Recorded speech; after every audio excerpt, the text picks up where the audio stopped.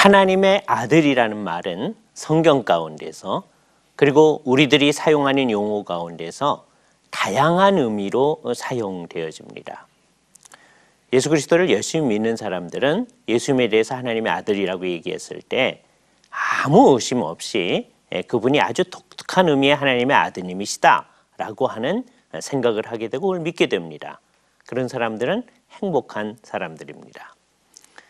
그러나 성경 가운데서 이 하나님의 아들이라는 용어가 다양하게 쓰였다는 것 때문에 잘못 생각하는 사람들이 많이 있기 때문에 우선 하나님의 아들이란 말이 성경 가운데 사용된 용례들을 한번 생각해 보고 우리 주 예수 그리스도를 하나님의 아들이라고 말했을 때는 과연 어떤 의미에서 그 말을 사용하는지에 대해서 생각해 보려고 하는 것입니다.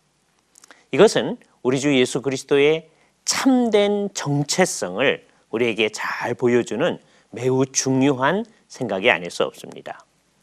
먼저 몇 가지 예수님에게 적용되지 않는 의미에서의 하나님의 아들이라는 말을 생각해 보도록 하겠습니다. 첫 번째는 우리가 예수 그리스도를 믿으면 우리에게 하나님의 자녀, 하나님의 아들들과 딸들이 되는 권세를 주셨다고 했으니까 예수 그리스도를 믿는 사람들, 하나님을 믿는 사람들을 하나님의 아들이라고 부르는 예가 있습니다. 이런 것이 우리 주 예수 그리스도에게 적용되지 않는다는 것은 아주 명확한 것이죠.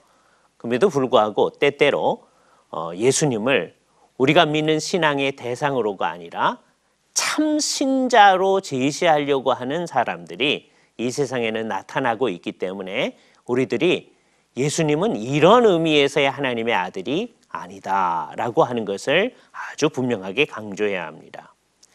우리들은 예수님을 믿어서 하나님의 자녀가 되는 것입니다.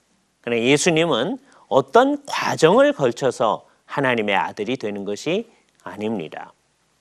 두 번째로 하나님의 아들이라는 말은 이스라엘의 왕들을 지칭할 때 가끔 하나님의 아들이라고 언급한 경우들이 있습니다.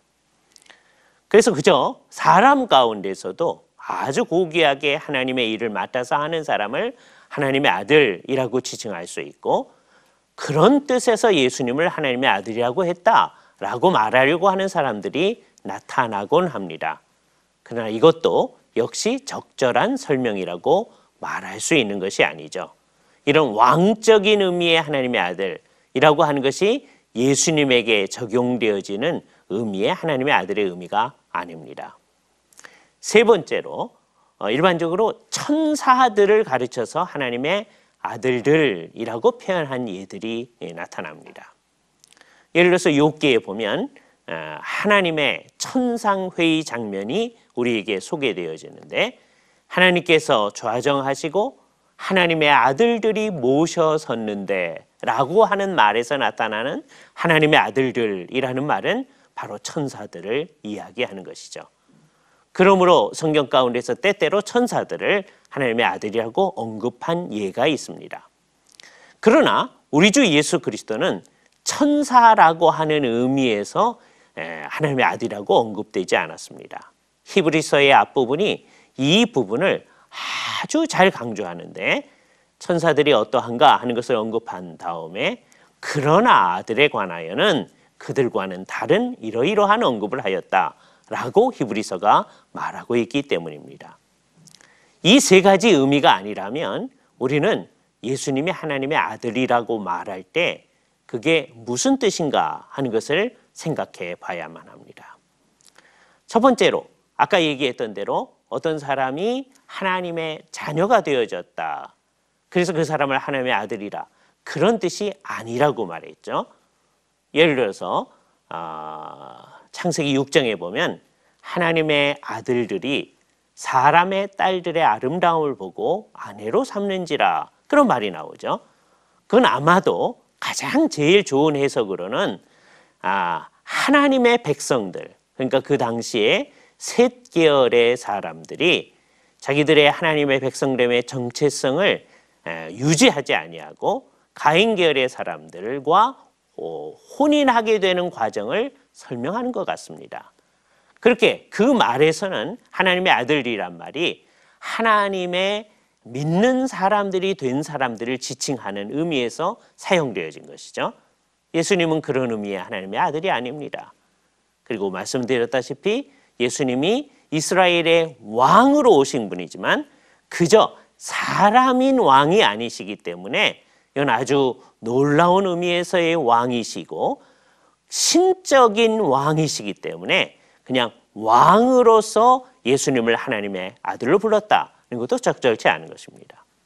또 예수님은 분명히 몸을 지니고 이 세상에 오셨고 예수님께서 한 번 지니신 몸은 영원토록 지니시기 때문에 따라서 그분이 부활하신 다음에 그 몸을 가지고 하늘에 올라가셨을 때 지금도 그 몸을 가지고 계신 것이고 그 몸을 가지고 이 세상에 오실 분이니까 참 하나님이시요 참 사람이신 예수님은 천사, 즉 영적인 존재이기만 한 것도 아닌 것입니다.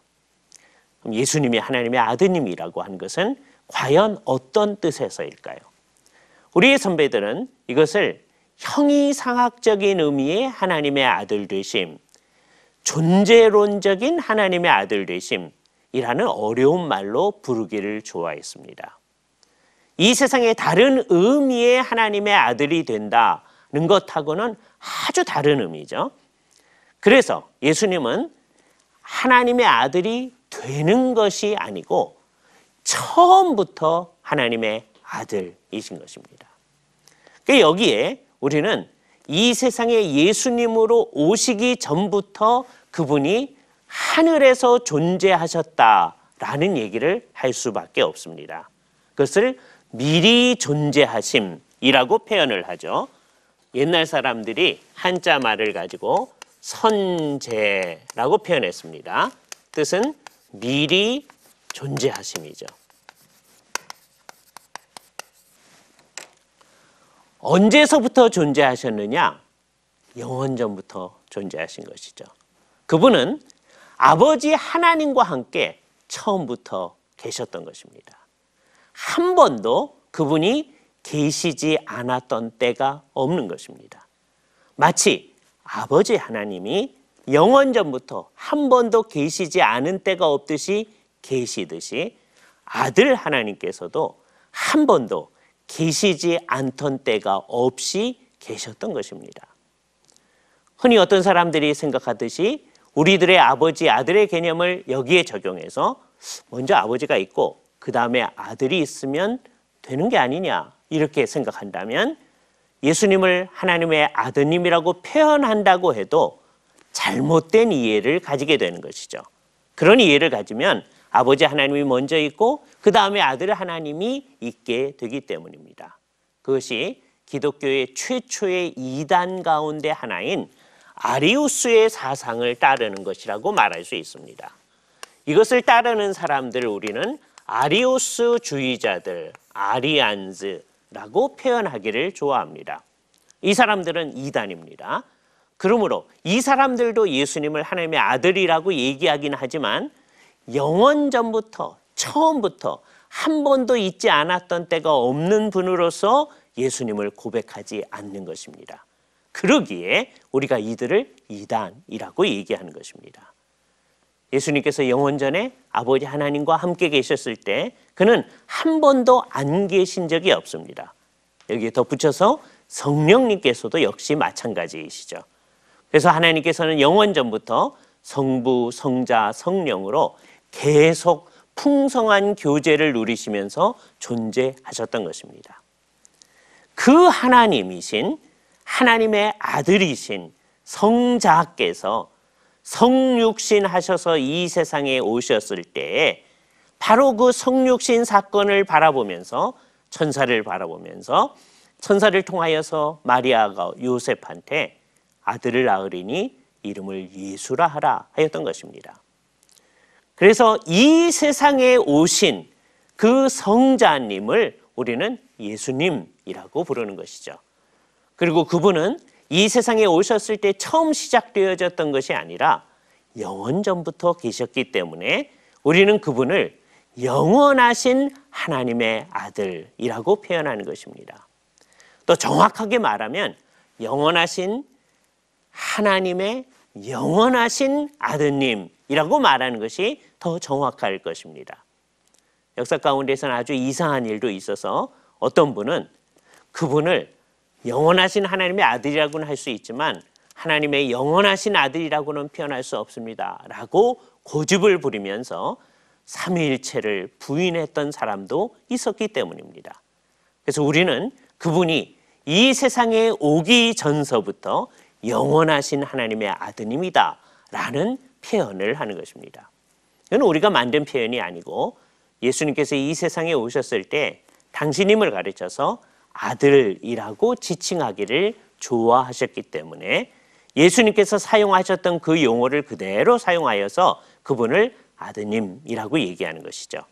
그러나 그는 영원 전부터 계셨던 아드님이기에 한 번도 계시지 않던 때가 없었다라고 하는 것을 우리는 계속 고백하는 것입니다.